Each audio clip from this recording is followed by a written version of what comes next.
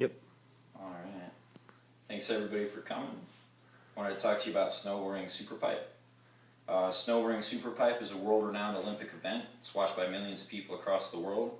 In the 2010 Olympics, snowboarding was the #1 most watched event, with over 30 million viewers watching the superpipe finals. A half pipe alone, just for the snow, it requires a ton, massive amounts of snow. Because of that, it can cost nearly $300,000 in snowmaking alone. And then when you combine that with the cost of the equipment of a specialized snowcat and the super pipe dragon to actually cut the pipe and the man hours and all that, it can run well over $1 million. So it's a really huge investment to have to take. But what most people might not know is that the first ever snowboarding halfpipe was made back in 1980 by a couple kids just hanging out, building something in their backyard.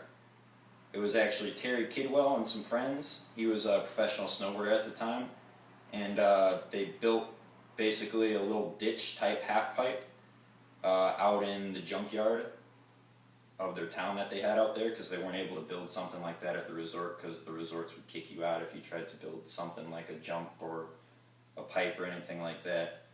Then in 1983, a few years later, Tom Sims decided to have the first ever World Snowboarding Championships, and he really wanted to have a halfpipe competition there.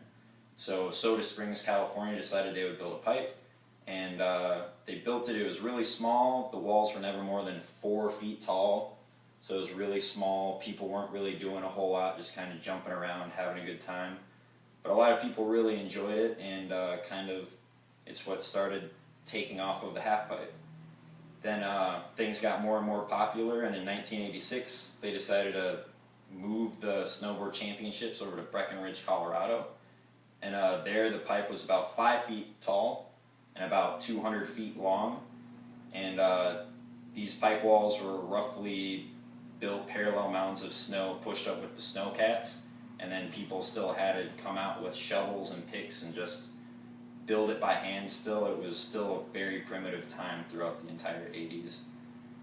But halfpipe continued to progress, and people really enjoyed having a great halfpipe, and it really brought people wherever the best pipe was. And because of that, Don McKay over at Tyro Basin, just outside of Madison, Wisconsin here, decided in 1990 that he wanted to have the best halfpipe in the country. So he blew snow for weeks, got all the snow, did everything just like in Breckenridge, only what he did was he used a backhoe to actually cut the walls, and what that did was it allowed for a nice gradual transition on both sides of the wall. So instead of having to aim for that one good spot of the wall, you could basically ride anywhere you wanted and do any tricks that you wanted to do.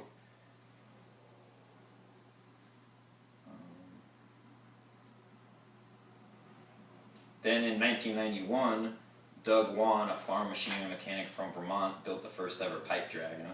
And a pipe dragon is essentially a quarter circle that has spiraling blades on the outer edge. And what this pipe dragon did was revolutionize pipe construction, because now everyone could build a half pipe that was the same and consistent, and you could go, you did not have to go thousands of miles to ride that one good half pipe. You could now go anywhere that you needed to ride a good pipe. Unfortunately, this also came at kind of an awkward time for snowboarding, because halfpipe was falling out of popularity. But then in 1995, a bigger, better pipe dragon was created with 12-foot tall walls instead of the 8-foot tall. And what this did was it allowed for bigger airs and bigger tricks. And because of this, everybody came back to halfpipe riding, and it kind of became the big thing again and became the central focus of freestyle snowboarding across the U.S.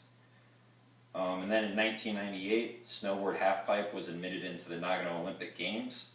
The halfpipe was a 12-foot tall pipe cut with a pipe dragon, just like the one that they have over at Tyro Basin still. And then 4 years later, with halfpipe riders again pushing the envelope of what could and couldn't be done, people needed an even larger pipe yet again. And because of this, Zog created an 18-foot super pipe dragon. And these 18-foot walls allowed for massive airs of nearly 20 feet, and with more airs came bigger spins and bigger tricks, and just the style got way better, and it became even more progressive. The 2002 Winter Olympics in Salt Lake City took place in a super pipe, an 18-foot super pipe. Then after the Olympics, Zog knew they prepared ahead of time that they would have to actually build a even larger pipe. So they created the Super Duper Pipe Monster, which cuts walls up to 22 feet high. And this just allowed for even larger airs and even more hang time and even bigger tricks. And because of that, a few years later, Shaun White won the Olympic gold medal, and he did that by linking together double corks, which are actually 2 flips in the air and then landing.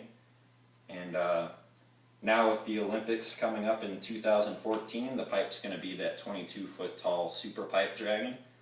Nobody's been able to do anything bigger than a double cork. Snowboarders and skiers have both done triples off of jumps, and so it's definitely in the air. People are talking about whether or not triples are even possible in a 22-foot pipe. Most likely, though, in order for people to be able to do that, they're going to need an even bigger pipe. Just nobody's came up with that one yet. So half pipes are constantly getting bigger and bigger to allow for bigger airs and bigger spins. And who knows, in another 20 years, half pipes might be 50 feet tall, and quadruple flips could be the norm.